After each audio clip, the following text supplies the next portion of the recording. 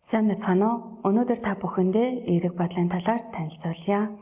Сэтгэлийн боловсролыг хамгийн дэд боловсрол гэдэг учир нь харваагийн бүхий л сайн сайхан зүйл бидний дотоод сэтгэлд байдаг.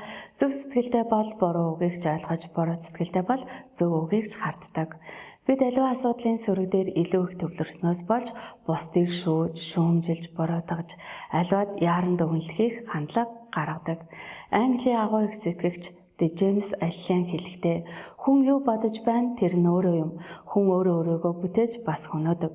Таны оюун ухааны санд мөхөн хөнөөх зэвсгүүдэж би мөн баяр хөөр, хүч чадал, инх амгалангийн ордонг сүндэрлүүлэх зэвсгүүдэж би хэмээн хэлсэн байдаг.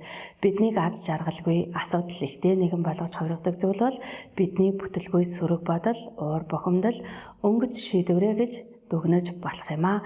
Иймээс сөрөг бодлоо эерэг байлгах энгийн алхмуудыг та бүхэндээ товч танилцуулъя.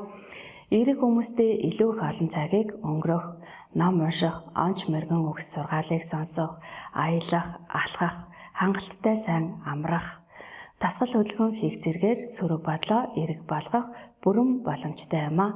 Бид өдөр бүр бодол санааны өтгөн ойшоогод ухамсартайгаар гэрэл гаргаж, бие биенээ хайрлаж, бүхнийг сайнаар зөвөр бодох нь зөв амьдралын жор бөгөөд эмчилгээ юм. Эерэг байхдаа идэвхтэй, сөрөг байхдаа дэвчээртэй байцгаая.